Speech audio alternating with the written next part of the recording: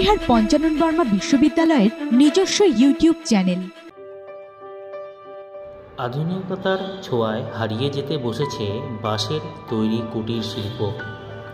যুগের আধুনিকতার পাল্লা দিয়ে এগোচ্ছি আমরা, তবে কালের বিবর্তনের সাথে হারিয়ে যেতে বসেছে রকমারি কুটির শিল্প। আর সেই চিত্রই ফুটে উঠছে কোচবিহার জেলার বিভিন্ন এলাকায়।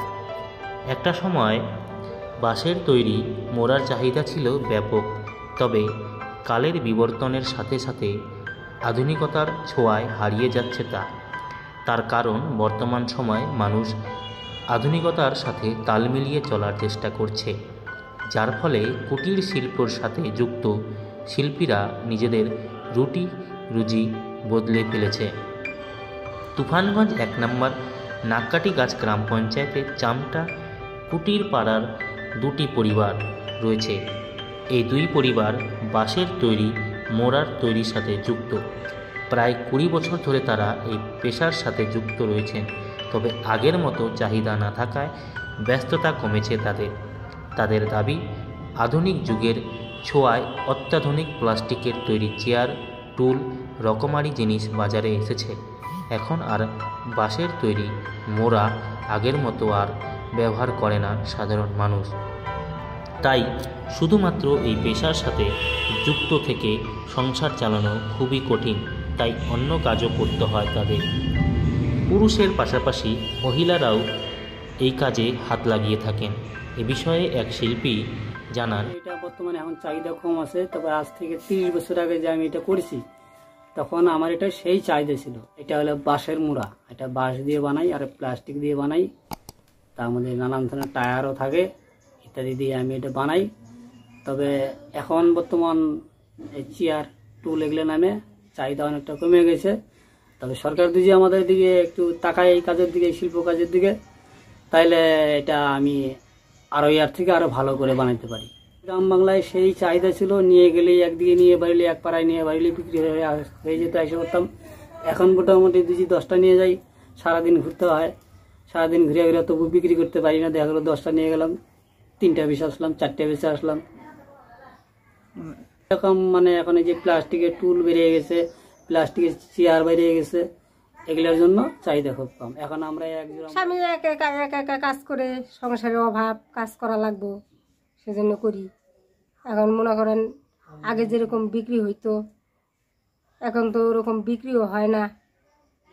প্লাস্টিকের চেয়ার বেরিয়েছে, টেবিল বেরিয়েছে, ওগুলো কিনে মানুষে। সরকারের কাছে চাচ্ছি, সরকার যদি মুখ তুলে তাকাইতো, দেখতো অঙ্গ যে কিভাবে চলতেছে, শিল্প তারা আরো ভালো করে করতে পারতাম আমরা। সময় বাঁশের তৈরি মোড়ার চাহিদা ভিন্ন রাজ্যে ছিল, এখন শুধু তুফানগঞ্জ বাজারে ও নাটাবাড়ি ও ধলপল পিলখানা সহ বিভিন্ন এলাকায় ঘুরে ঘুরে বিক্রি করে থাকেন তারা। দিনে অন্তত 5 থেকে 7টি বিক্রি হয় মোড়া, তার থেকে যা লাভ হয় তাই দিয়েই চলে সংসার। প্লাস্টিকের আবাসপত্র বেরোনোয় এখন আর এসব চলছে না, এতে বাঁশের কারুকার্য শিল্পীরা খুব সমস্যায় পড়েছেন।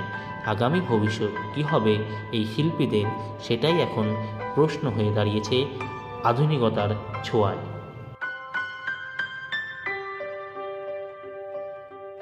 আধুনিকতার ছোঁয়ায় হারিয়ে যেতে বসেছে কুটির শিল্প। বাজারে এসেছে নানা প্লাস্টিকের জিনিসপত্র, আর যার ফলে কুটির শিল্পগুলোই হারিয়ে যেতে বসেছে। তেমনি বাঁশের যে কুটির শিল্প তৈরি করেন, বাঁশ থেকে মোড়া তৈরি করতেন এক পরিবার, তবে বর্তমানে প্লাস্টিকের মোড়া থেকে শুরু করে চেয়ার, টেবিল সমস্ত জিনিস এসে গিয়েছে বাজারে। আর তাই কুটির শিল্প যারা বাঁশ দিয়ে মোড়া তৈরি করতেন তাদের অবস্থা এখন অনেকটাই খারাপ। তার কারণ বাজারে এসেছেন আধুনিকতার ছোঁয়া, প্লাস্টিকের সমস্ত জিনিস পাওয়া যাচ্ছে। তাই কুটির শিল্প যে শিল্পীরা রয়েছে তারা হয়তো কোথাও হারিয়ে যেতে বসেছে তাদের যে কার্যকলাপ রয়েছে সেই কাজগুলো। আগামী দিনে এই কুটির শিল্পগুলো কতটা বাঁচবে সেটাই এখন সবথেকে বড় প্রশ্ন। কোচবিহার থেকে শশীকেশ রায়, PBU TV। বিশাল এম্পোরিয়াম, এই প্রথম কোচবিহারে আমাদের এখানে পাওয়া যাবে রিমুভাল ফ্লোরিং। না প্রয়োজন হবে সিমেন্টের, না ভাঙতে হবে আপনার ঘরের মেঝে। এছাড়াও আমাদের এখানে পাওয়া যাচ্ছে নানা রকমের রেডিমেড পর্দা, পর্দার কাপড়, পাপোশ, সেই সঙ্গে পর্দা লাগানোর সরঞ্জামও। পাশাপাশি রয়েছে ইম্পোর্টেড শোপিস, কার্পেট, পর্দা সহ ওয়ালপেপার, সোফা কভার, বেডশিট, কম্বল প্রভৃতি নানা সামগ্রীর বিপুল সম্ভার। বিশাল emporium, Biswasingha road, Das brothers চৌপথি, কোচবিহার।